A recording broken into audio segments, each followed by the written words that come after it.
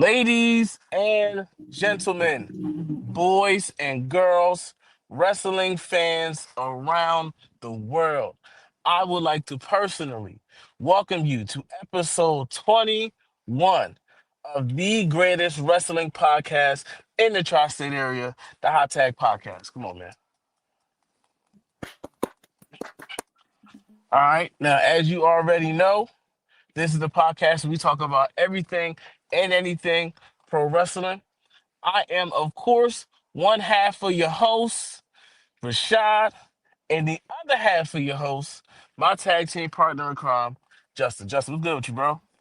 Yo, back for another episode. 21, Episode man. 21. No Um, savage. yeah, I'm feeling good. I feel like I watched a lot of wrestling this week. And yeah, I just feel like I watched a lot of wrestling. But it means I may have more things to talk about here today. But other than that, I'm good. How was your weekend? Hey, man, listen, I feel like I've watched a little bit less of wrestling, but like, I've watched a good amount. I've definitely watched a good amount this week. I will say I've been watching a lot of sports this week, but wrestling's on the, it's a little 50-50. I'm not gonna lie to you, it's been a little 50-50. Um, but I don't know. it's It's good. because I checked out. Of course, you have your Raw and SmackDown, and then I watch. But then I checked out Final Battle for ROH. I was watching that, and then AEW Dynamite, and just a lot of wrestling, man. But I I did love see a it. little bit of So Deadline yesterday. now that's I didn't watch the full thing, but I did see some. Yeah, I know who won. I saw the results, but I saw a little bit. I saw a little bit, yeah. Now which I can't wait to talk about. I was not able to watch Deadline yesterday because we are recording this on Sunday. Uh, I will have watched it by the time this airs. Um, but yeah, I think I know kind of what happened. I saw some things too. Um, yeah, there's only so much time in the week. But to start things off, uh, well, I'll start with my AEW kind of thoughts, my AEW thoughts for this week. Another week, another round of Continental Classic tournament matches. This week's matches included Okada versus Pac. We had Claudio versus Mox on Dynamite. If I'm forgetting any, I'm sorry. And then there's matches on Collision as well. Mox and Takeshita. Just a bunch of really good matches. Continental Classic has been on fire from the start.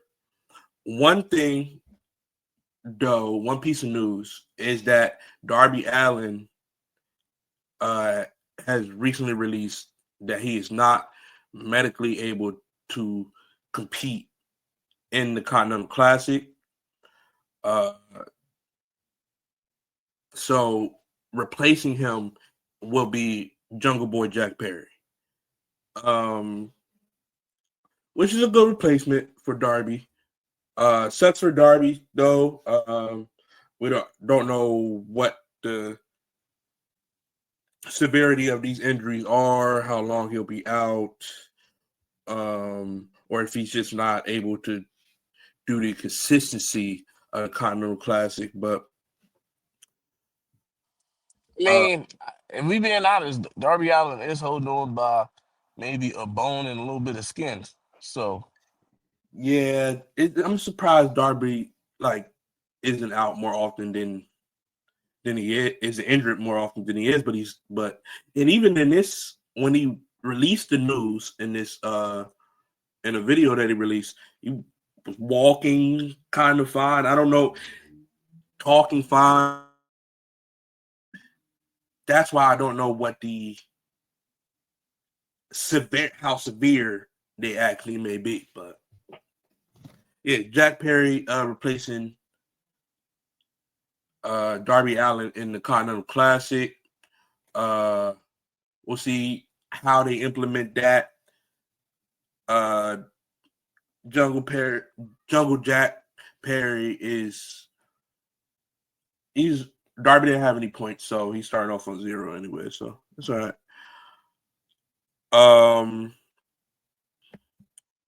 But yeah, maybe that's why he lost to Kevin Knight, because they knew he was going to be out.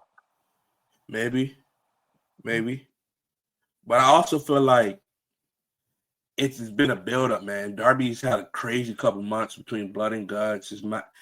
All the matches with Moxley before that. The match with Pac, and then into the match with Kevin Knight. Darby's been through a hell of a schedule over the past couple months, so it was a speedy recovery on Darby. Would have loved to see him what he could have done in the rest of the CC. But I'm going to move on from that and into another tournament match that happened on AEW Dynamite this week. And that is the semifinals of the women's tag team, the inaugural women's tag team championship tournament. This match featured the timeless love bombs of Toni Storm and Mina Shirakawa versus Marina Shafir and Megan Bay. We talked about it a little bit in a powerful Full Gear that had held the Full Gear review, that because Toni and Mina won a four-way tag match at Full Gear, that they could pick their stipulation for their semifinal match, and they chose a death match, basically holiday death match. And I'm not going to say that the match was bad. The match was good, of course. However, me personally, I just feel like it kind of just stood out from the rest of the tournament in a way where the rest of these matches were regular tag matches for your inaugural tag team championship. And yes, they have history. There's a lot of story and history and bad blood between these two teams, but so was there in the Willow and Harley Cameron versus the Sisters of Sin. All right, there was the equal amount of bad blood, and that match was regular tag team. So I would have liked to see this match be a regular tag team match. And I know it sounds crazy that I'm saying that I didn't want to see a death match, which who rarely says that nowadays. But honestly, I just feel like the match didn't need it. Do you feel like if there was a stipulation, it should have been for like the finals? It should have been like the final match for the tag team championship should have been should have had a stipulation. Everything else should have been regular, and then the last match have a stipulation.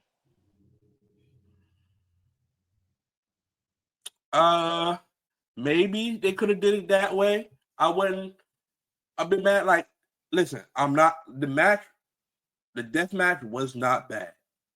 It was a good match, right? It just looks funny when it's the only one in the tournament and it's in the semifinals. I feel like if That's they true. really That's true. wanted to go the deathmatch route, they could have went and did it after they give the titles to whoever they give them to, which I still think is going to be Mina and Tony. But now they face Harley Cameron and Willow Nightingale in the finals. So I don't know. This And you could kind that could of be go that could be either. a good match. Yeah, it's gonna be a good match. It could go either way. I think either pair will be great tag champs to start. If I had to pick who I think should get it, I think it should be Willow and Harley. Just because Willow's been putting in mad work. It's only I her and agree. Cameron. I agree. I We know you agree. absolutely agree. I We think know you agree. yes, they should be the inaugural AEW Women's Tag Team Champions. There's not a doubt in my mind, without a shadow of a doubt, Willow Nightingale should be the inaugural Tag Team Champion. Yes, absolutely. Speak, brother. You spitting, man. You spitting. Talking.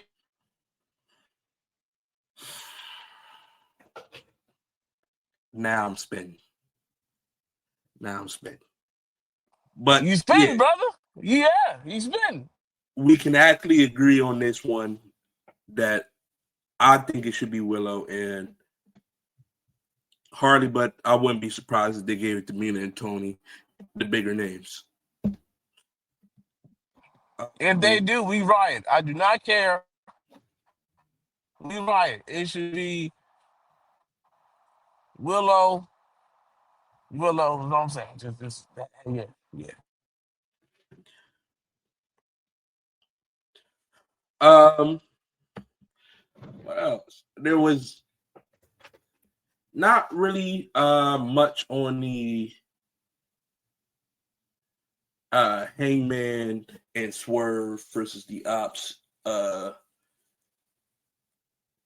situation. There will be a tag team match on next week's Dynamite between the Ops and Hangman, and I'm assuming it'll be Swerve.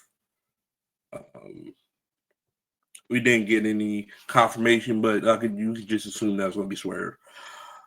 However, I thought the next title match would go to Swerve, but it's not. The next title match, or Samoa Joe's first title defense, is going to be against Eddie Kingston, which Eddie's just come back from injury. And listen, there's no Eddie Kingston hate over on this side. I don't have anything bad to say about Eddie Kingston. I feel like if you love wrestling, then Eddie Kingston is basically just a guy that loves wrestling, and he goes out there to give you the best performance he can, the most real performance he can every time he goes out there. So I rock with Eddie Kingston. It should be a good match. Him and Joe, they go way back from their ROH days, so it's going to be. I rock with it.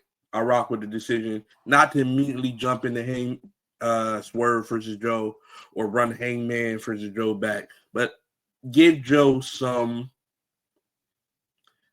credible title defenses on his way to what I feel should eventually be Swerve taking the championship off Joe once again.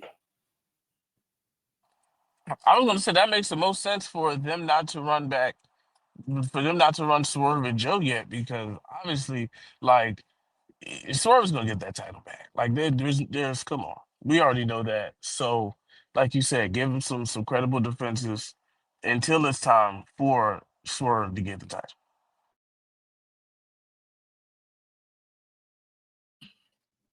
Yeah, for sure. Quick side note, though. Quick side note that I wrote down here. The Ops theme song, Basuda. by probably top 5 worst theme songs in the company. I'm not gonna lie. In the company, all right, what's give It me two sounds more like worst theme songs. Give me two more worst theme songs in AEW. 2 more worst theme songs in AEW.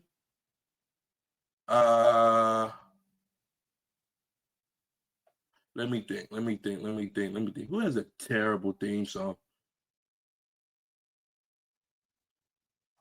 I can tell you right I now. think low key, I don't like Daniel Garcia's new theme song Uh-huh.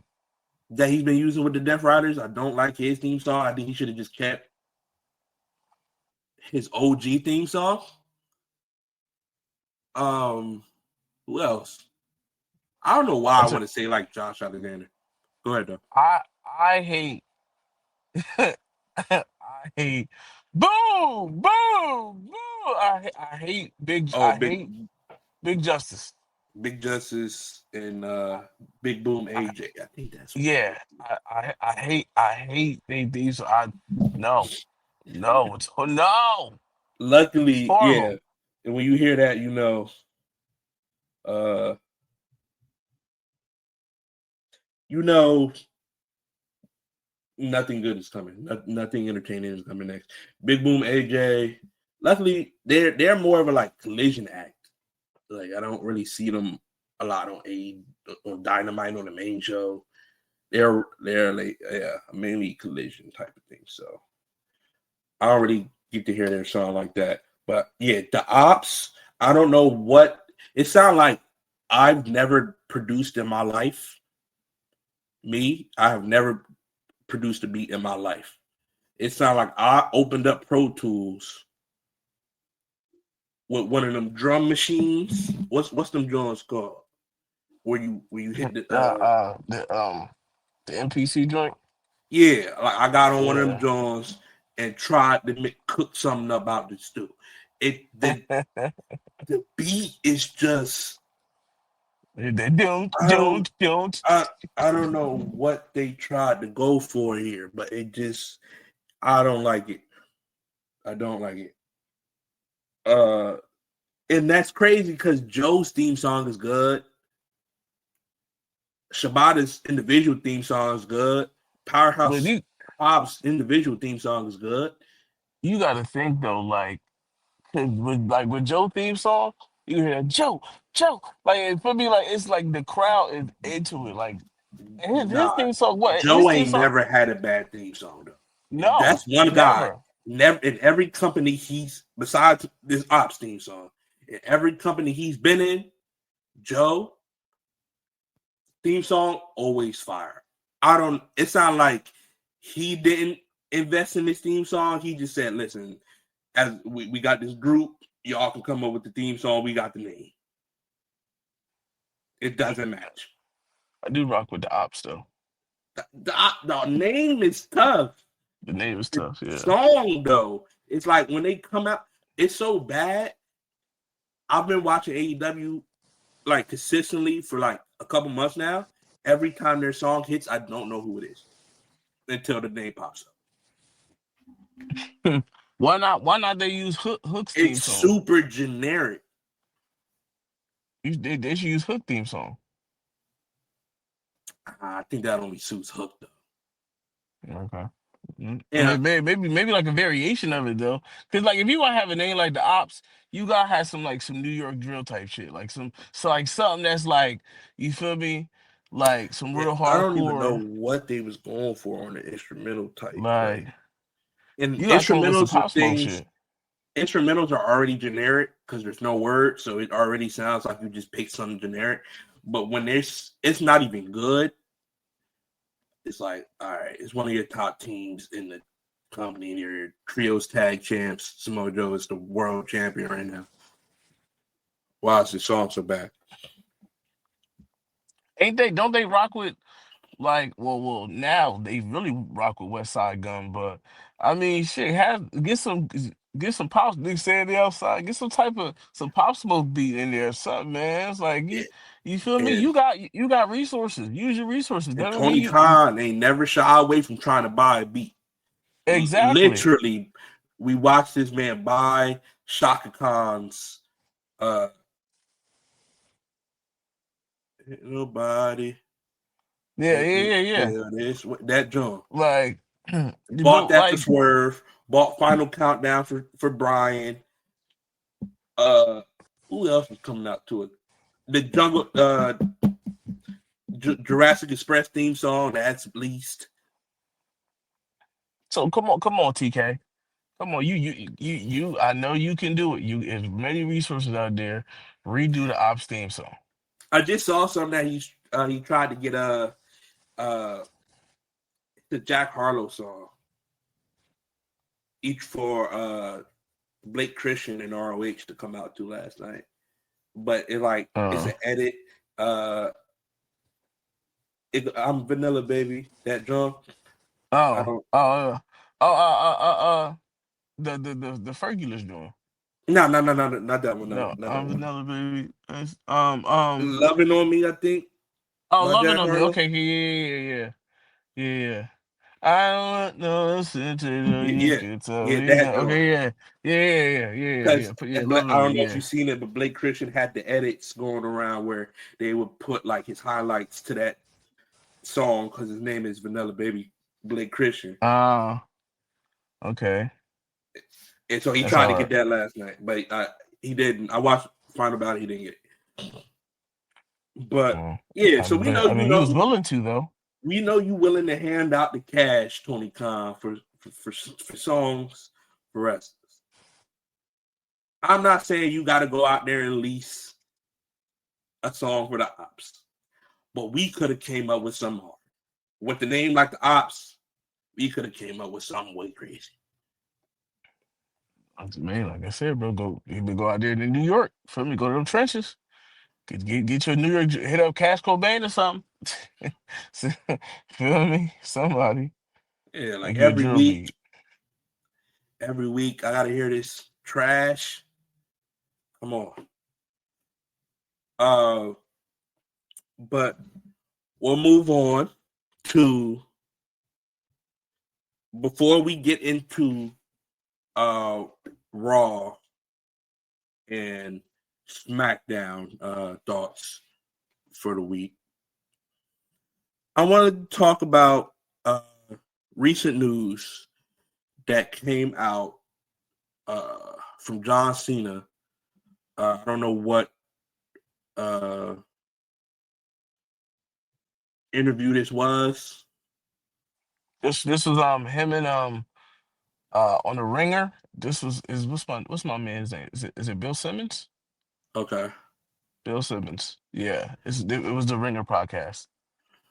Yeah. Yeah. John Cena came out on the Ringer podcast and basically said that before when they were planning his retirement tour, he initially told the WWE that he was willing to do a full year's worth from start to finish worth of dates. That's 220 dates that Cena originally offered the WWE he would do, but the WWE told him that they didn't need him for that many dates and that they only would need him for the 35, I think it was, 35 dates. 35, 36, something like that. This, of course, based on what we've seen from the John Cena retirement tour up to this point, and at this point we're coming up on his final match. We know now that will be Gunther after beating LA Knight on SmackDown this past Friday.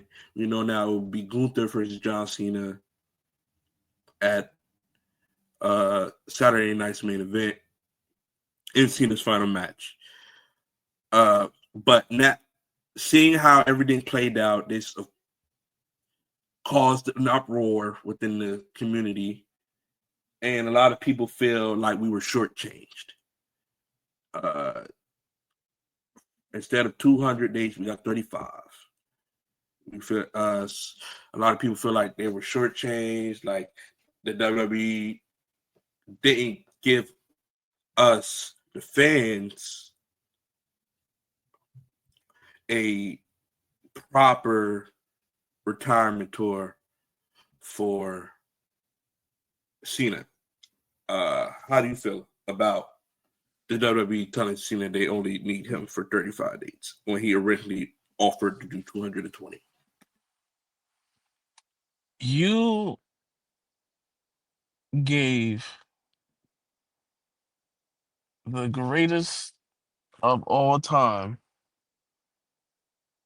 35, 36 dates, and you shit the bed with about half of those. What, like, we've constantly said, like, there's no way they screw this up, right? There's no way they screw this up, right? But they screwed it up in the first half. Like, I was in the beginning, I was all for John Cena being heel. I was all for it. You feel me? It was something we've never got to see in 20 something years, like, of his WWE run. I mean, I really wouldn't even count Dr. Thugonomics as a heel. Like, you feel me?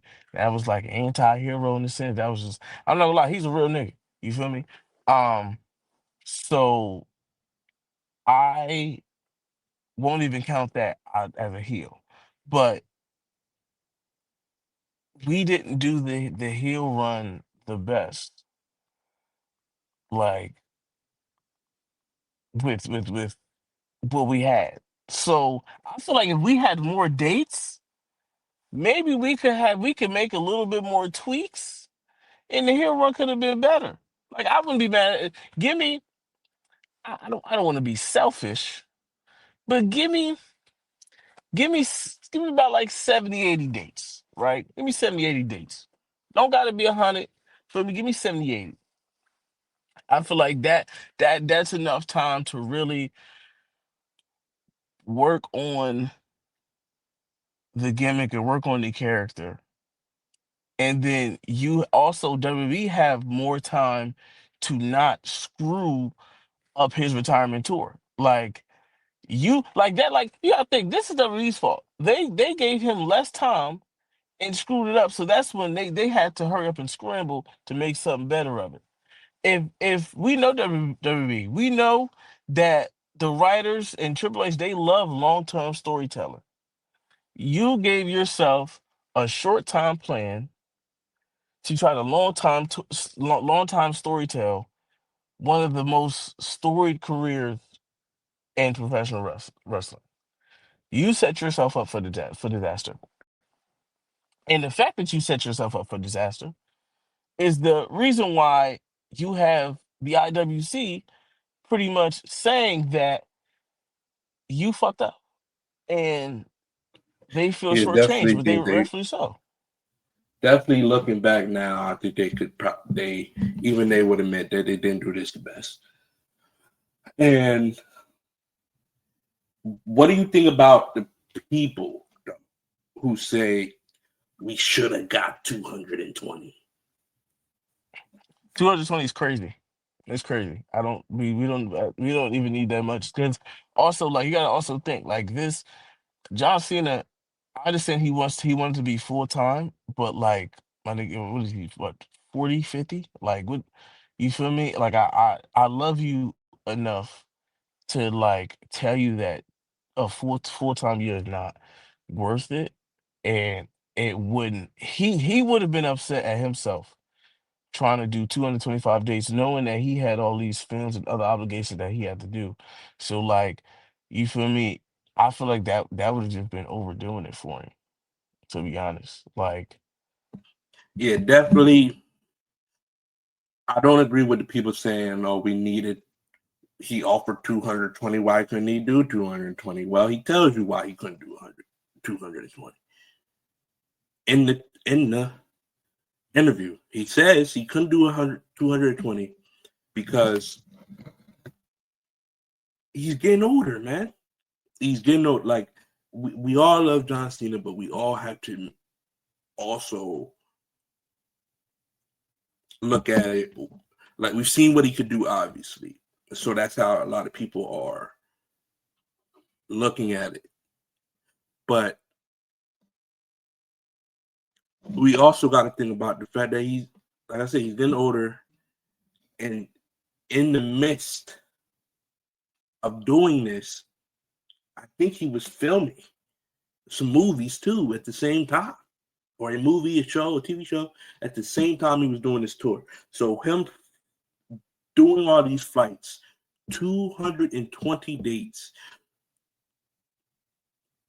I can almost guarantee you that half of the matches, in terms of like the good ones, the quality of those matches, like Cody at SummerSlam, we don't get those matches if John Cena does 220 dates.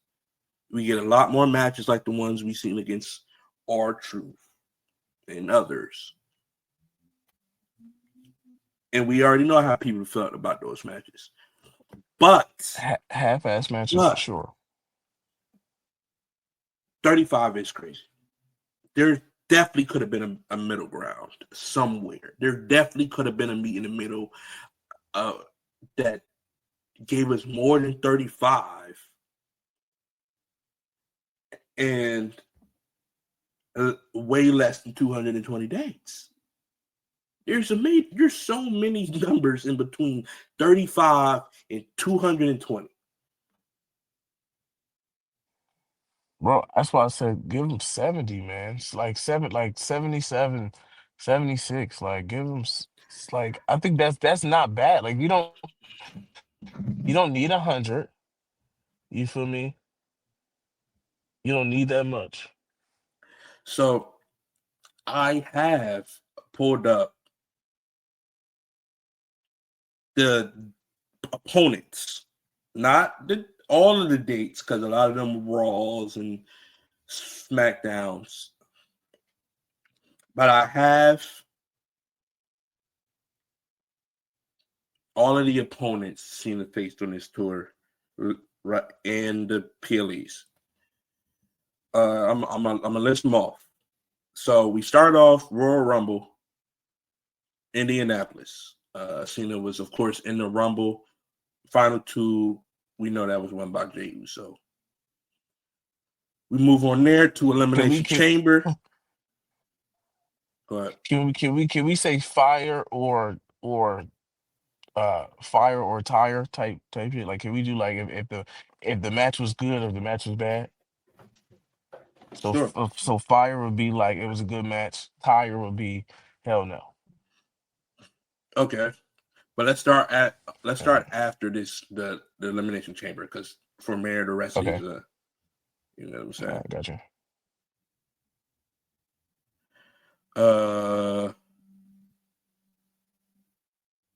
Yeah. Okay. So Elimination Chamber, Toronto. Of course, this is where he won the Chamber. Then we go into Mania in Vegas against Cody. From there, yeah, that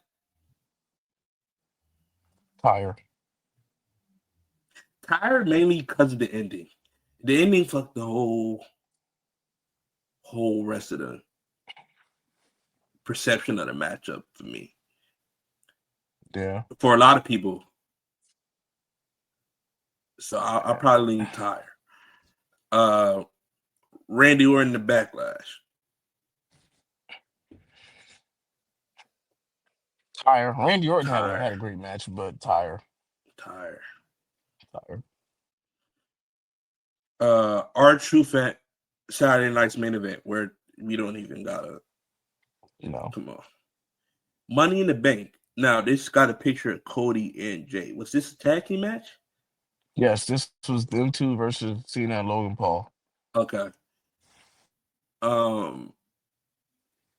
Still didn't like it. To be honest with you. Still didn't like it. Didn't like I'm not gonna say it was fire. I can't say it was fire. So I'm gonna go tire.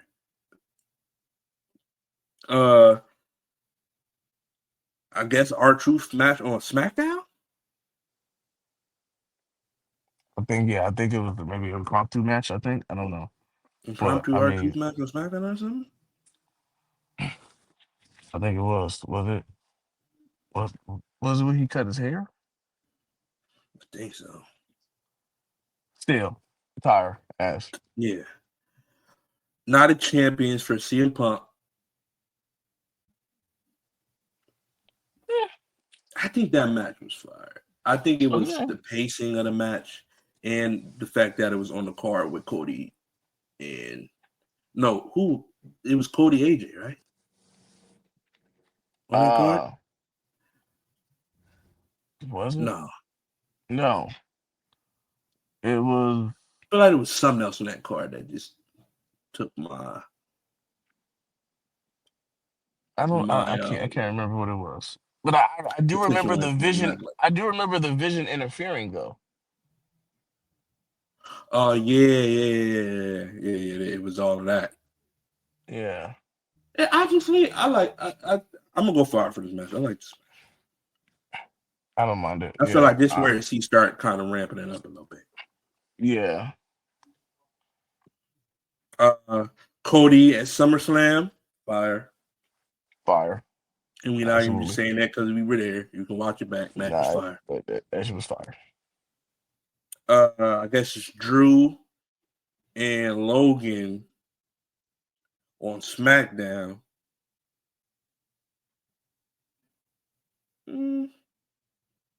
I guess he teamed with Cody that night. I'm gonna go. I can't really remember this match. I'm gonna go tired. I can't. I don't remember this match. So yeah, tired. Logan Paul, at Clash in Paris. Fire. Because all the callbacks was beautiful to me.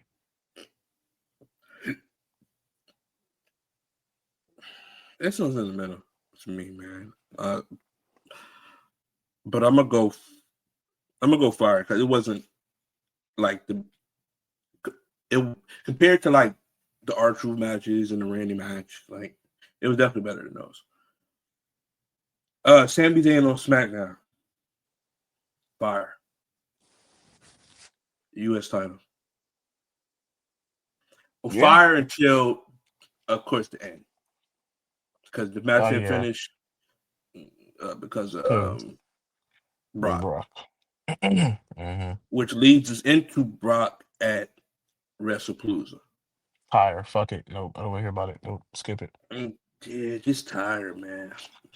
First show on ESPN. Match. That's how you do the greatest of all time. Wow. Crown Jewel, Perf, AJ Styles. Come on. Absolutely. On. I mean, probably the best match on this tour. Yeah. I think that the top two is him, AJ, him, Cody, SummerSlam. Top two.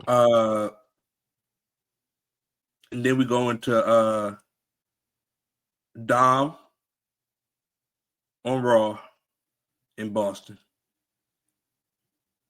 Was a good match. I'm not gonna lie and say it was a fire match. Which Cena won. You know what I'm saying? Cena won and got his eluded Intercontinental Championship. So I wasn't mad at it. Like I literally, it was a good moment for Cena. Fire.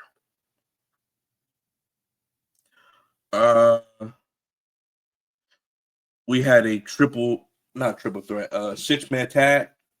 The Judgment Day versus John Cena, Rey Mysterio, and Sheamus from Raw. Fire, good match. Fun match. Survivor Series, San Diego, Dominic Mysterio again for the Intercontinental Championship. I thought the match was fire. Yeah, the match was good to me. Uh, I enjoyed Liv returning, Mm-hmm. which I did call. But the match was good. Oh. And then it wasn't better than the Raw match though. I'm not gonna lie. I don't think it was better than the Raw match. Maybe because the energy was a little different, but it was definitely still good. And of course, we know the last one will be Saturday night's main event. Gunther, we already talked about that one, should be good too. But the reason I bring this up is because we go 1, 2, 3, 4, 5, 6, 7. And if you don't want to say the Punk match was good, 8 matches into this. And where the first good match we get to is SummerSlam. That's why I feel like because we tried to force the heel turn and do this all in 36 dates, we only got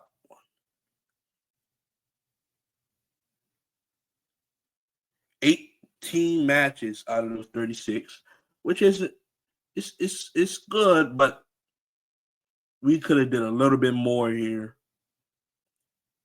And out of the 18, you get 1, 2. I say the Elimination Chamber was good. 3, 4, 5, 6, 7. 7 out of 18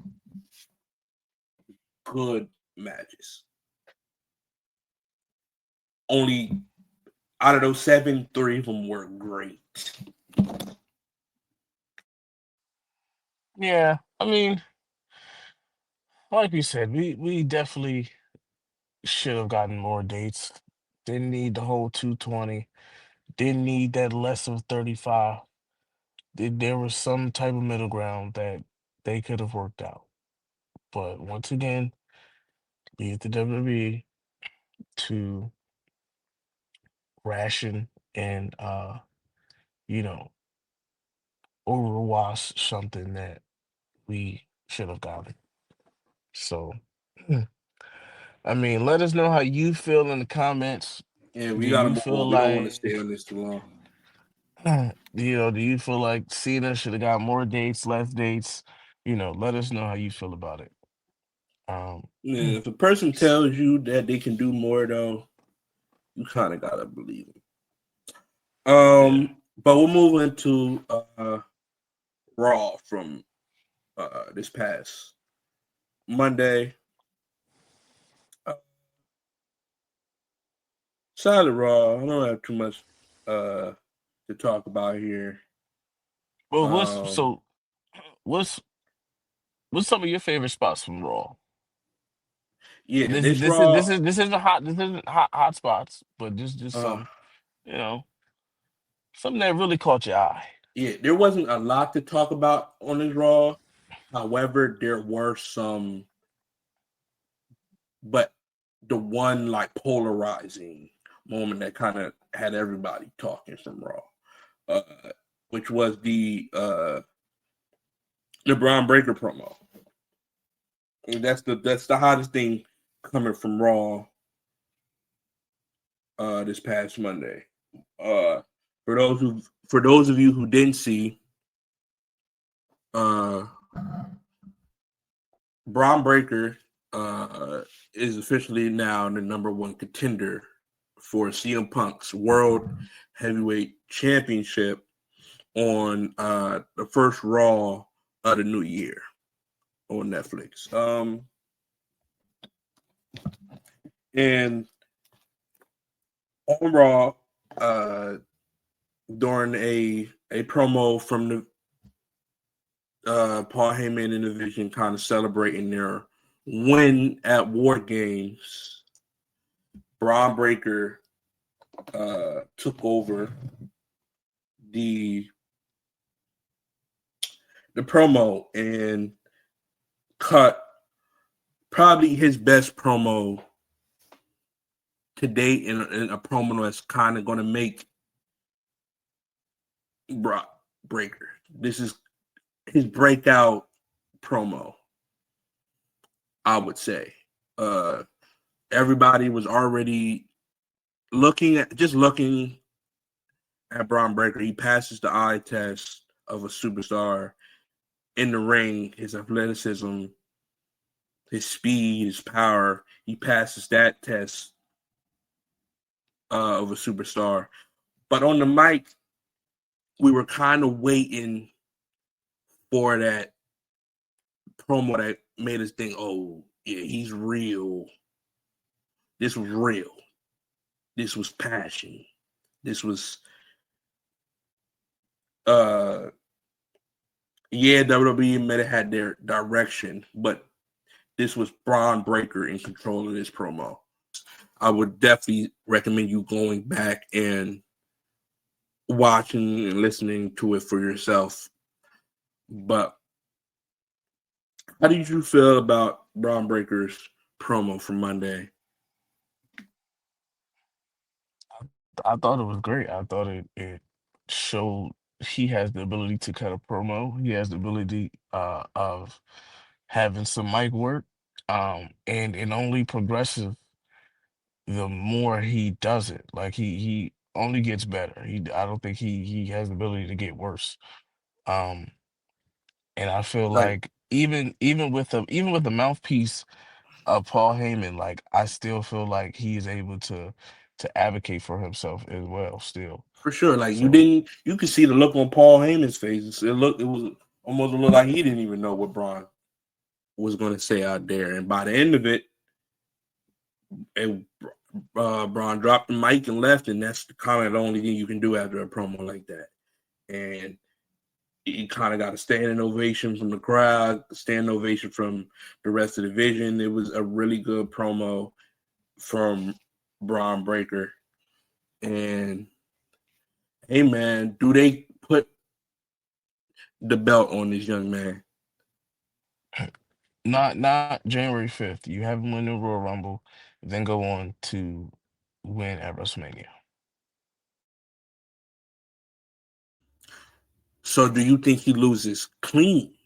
Because if he's going to lose, you can't have him lose clean and keep the same.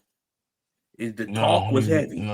he's not losing clean. Like there's no shot that we have the next big star lose clean. Um, it's something's gonna happen. Somebody's gonna interfere or cause the match to go off.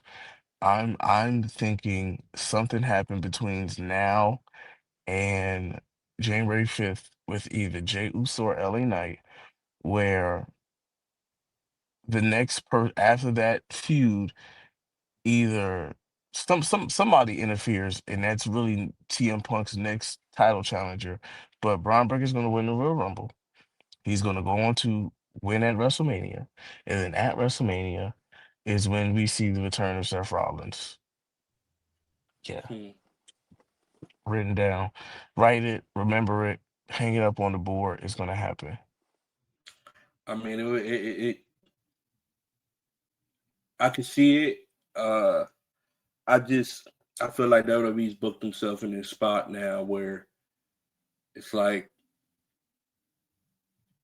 I don't know how they're gonna get themselves out of this one because you have Braun pin Punk at Survivor Series. Braun's coming off of his promos. Paul Heyman has the numbers with Division. Division's looking strong. And a mystery person who we don't even know yet that's obviously aligned with Division. How does Division not win on in on Raw in January? Will be interesting to see how they could book themselves out of this one. In my opinion, I think if you're gonna do it, just do it. Like I think people wanted to see Punk win the title. and I'm a Punk guy. We wanted to see Punk win the title, main event WrestleMania. He's done both of those.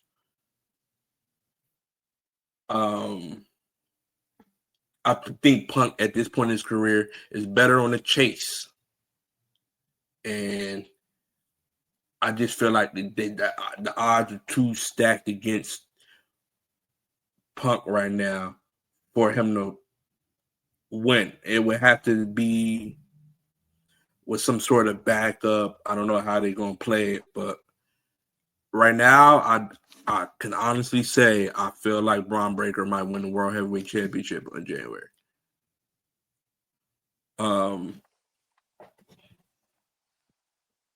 I can't be too sure though, but if it happens, no, I would not be shocked. I would not be shocked. Something else I wanted to talk about real quick, from Raw is the Maxine Dupree and Natalya package from Raw. I definitely think that they're going to be moving towards after watching that, I definitely feel like they're going to be moving towards a Natalya or a Natty versus Maxine feud for sure after seeing that. But what I wanted to talk about is I feel like if they do it right, man, it could be really good. And by do it right, I mean I feel like they should have Maxine kind of enter a new mold now that she is Intercontinental Champion and she knows that there's targets after her back. So the first couple challengers, your Ivy Niles, your Roxanne Perez's, even probably a rematch with Becky some point down the line. I feel like maybe some matches with Lyra. I feel like you kind of got to have Maxine winning these matches through the pushing of Natalya. Because if you watch it, the segment back from last week, it was almost as if Natalya was trying to break Maxine. Like just trying to break her. And at first it was working, but then at the end, Maxine kind of unlocked something deeper within herself that will help carry her to wins and success until Natty's like, hold on now. You got this big head, rightfully so you've been winning, but you ain't never offered me no title shot. I've been training you, helping you beat these people, but you ain't show no love back. And that's when we get into that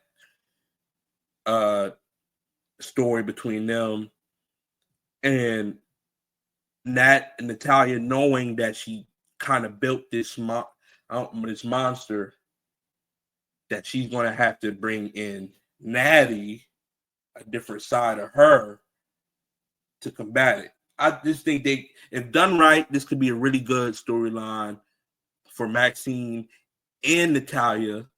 Some substance that we haven't gotten from Natalya in a long time. The investing story that we can actually get out of the Women's Intercontinental Championship. Now that it's not going to be centered around Becky and AJ. I don't know. I just think I could see the WWE cooking, and if done right, this would be one of their better women's storylines. Okay. Moving on to SmackDown. Of course, on SmackDown, the main things that we could take away from that is probably, of course, Gunther winning the last time is now tournament against LA Knight in the finals. Great match. I do think the WWE dropped the ball a little bit on the last time is now tournament. That just goes pairing with the fact that we only got 36 dates, so we kind of had to force this tournament together in the last couple weeks.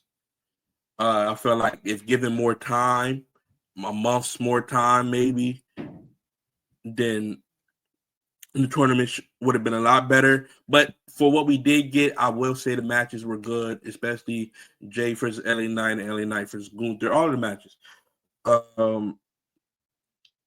Yeah, Gunther wins. He will be facing John Cena at Saturday night's main event. And we also get a little bit of more information regarding Saturday night's main event and the NXT stars getting the chance to come up and face some of the WWE stars. We get our first 2 official confirmed matches for the Saturday night's main event other than John Cena and Gunther. We get Cody versus the winner of Obafemi and Ricky Starks at Deadline, which let me see who won that. Obafemi. Okay. Oba won. Okay, so it will be Oba versus Cody Rhodes at Saturday night's main event. Big for Oba, man. I definitely feel like it should have been. I don't want to say it should have been Ricky. I felt like Ricky would have benefited a little bit more from the chance of being there with the world champ, with the WWE champ. But obviously, the WWE has been big on Obafemi for a while, so I can't say I'm surprised. And we also got Bailey versus Sol Ruka announced and confirmed. So those should be 2 good, fun matches for Saturday night's main event to go alongside Cena and Gunther.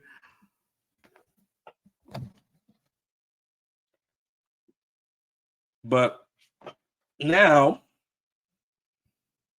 before we wrap up, we can get into everybody's favorite segment. Definitely mine's. Justyn and Rashaad's hot spots of the week.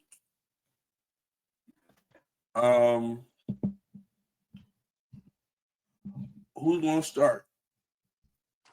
I think I went first last time, so I think you can start. Okay. So starting off, my first hot spot of the week is going to go to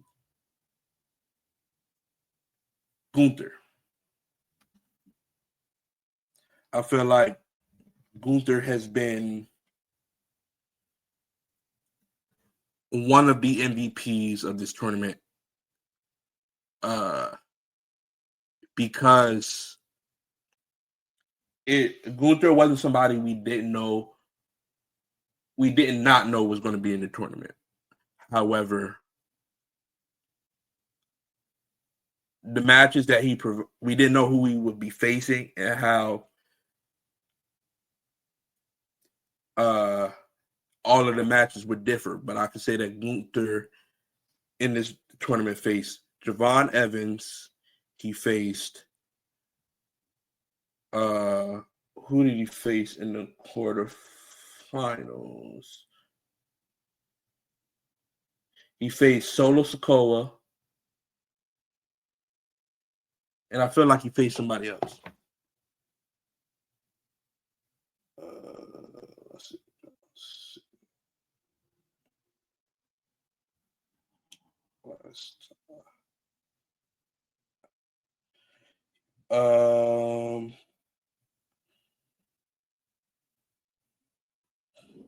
Let me pull up the bracket real quick.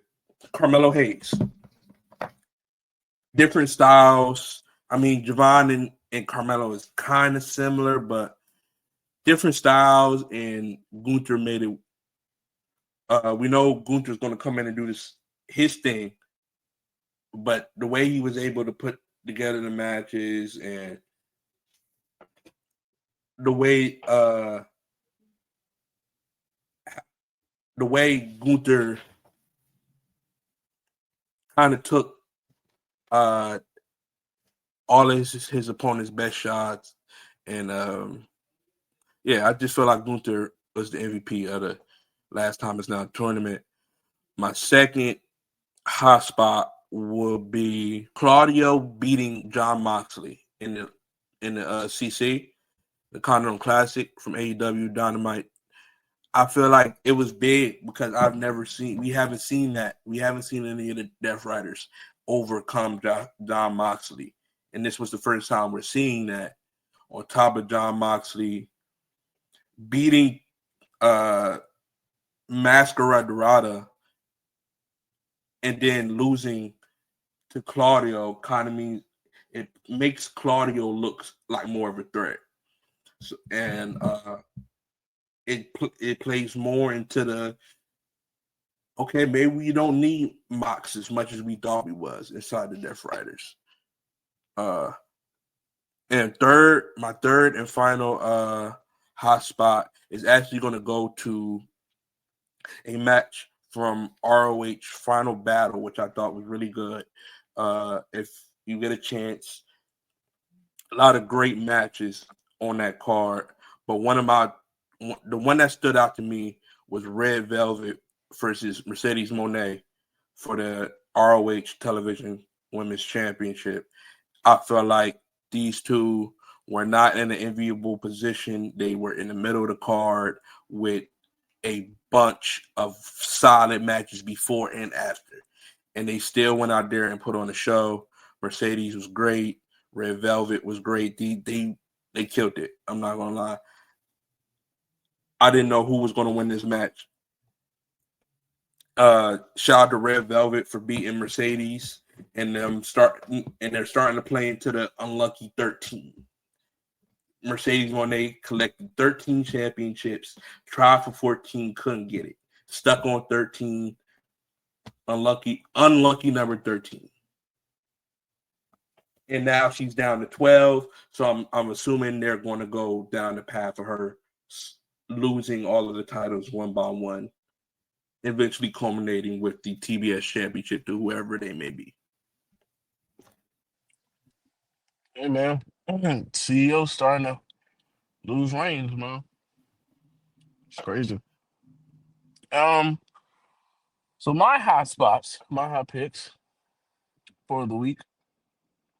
One, no, three. Well, no order. First one would have to be the promo after Jay lost to LA Knight, because I have been calling, texting, emailing, writing letters for Jay Uso to start his full crash out. And I'm not talking about you hurt my family, I gotta get you, Us. No, I'm talking about full crash out. Like, if you saw, he was talking to himself, you feel me? He's battling his inner self. I need that dark clothes, you feel me? I need the reigns of Jey Uso when he first accepted Roman as the tribal chief. I need right hand man Jey Uso. But I need that type of Jey Uso. I'm getting at anybody and everybody. I don't care who you is. You feel me? This time is not for family, it's for him. I need that. Um and for me, especially when he started crashing out on his bestie, Kathy, man. I said, yeah, it's time. It's time, bro. Let's go. That's my first one. Second one, I have to go to Carmelo and Ilya. That match, I'm not gonna lie, I was fully behind Carmelo winning that night. Like, and so was the crowd. That match was so far. I'm like, yo, give my man Carmelo the title. It's time, bro. It's time. Give it to him, man. Like he showed he has the work. He has the charisma. Like you already know he got the in ring potential. Like come on, man. He it's time, bro. Give my man a championship. Number one You feel pick. me? Number Like one draft pick, SmackDown. What are we talking number about? one draft pick, first round draft pick. You feel me? I'm here. Like I was fully behind him. But that match was great. Even though Tommaso Ciampa had to, put his ball head in something. I definitely hope they run that back and they do give my boy the chip. And the um, third one is the promo by Solo Sikoa. Solo cut an amazing promo on Uncle Howdy and the Y6. I'm Like not gonna lie, I forgot about the promo. That was a really good promo. that Really was good a promo. really good promo. Like I enjoyed every second of it. That that's how you create the perfect heat for your heel. That you feel me? That everything that he created, that you inherited, I'm gonna take it all away. And for me, like, And it and gets I'm some real animosity between the Wise. It gives us a real reason to believe why the Y6 you are feel even me? coming after Solo and them in the first place, because I did not understand. Exactly. Like that's perfect. That's how you perfectly build a feud. And like even though like Survivor Series season is out the way, I don't care, let's run it back. Let's see Like whose let's family's do it. stronger. Let's do it. Whose family wants it more? Mine or yours? Yours or mine? You feel me? Different teams on different sides. Shout out Drake. Um, SmackDown ain't big enough for the both of us. Like I like this because this is it reminds me Shield versus Wyatt. It reminds me of New Day versus Wyatt. you feel me? Like This this, town yes, ain't bro. big enough for the both of us. No, no. Like we sitting there in the cowboy standoff. You feel me? My finger right here on my pouch, on my holster. You feel me? Who gonna shoot first? Who gonna hit? Feel me? That's that. Yes. So that promo and like that just shows like there's yes. That's how you create big like the great heat for your heel, and that's how you build a feud to make it have substance. So those are my three for the week. You feel me? If you got anything, if you agree with us, if you got something different, you feel me? Of course, let us know in the comments. All right. But as always, whenever we finish up hot picks, that wraps up the Hot Tag Pack podcast, man. I'm doing it again. Of course, as always, when we finish hot picks, that always wraps up the Hot Tag podcast, man. Once again, this is episode 21 of Episode the greatest wrestling 21. podcast in the tri-state area. The Hot Tag Podcast, man. Make sure y'all follow us on all our socials. For me, like, comment, subscribe, follow us for more content. We Links will be always, down below. always, always appreciate all the love and support, man. Without y'all, nothing is possible. You feel me? As always, that's Justyn. I'm Rashaad. Always remember, stay sharp, stay fresh, stay hot. Peace.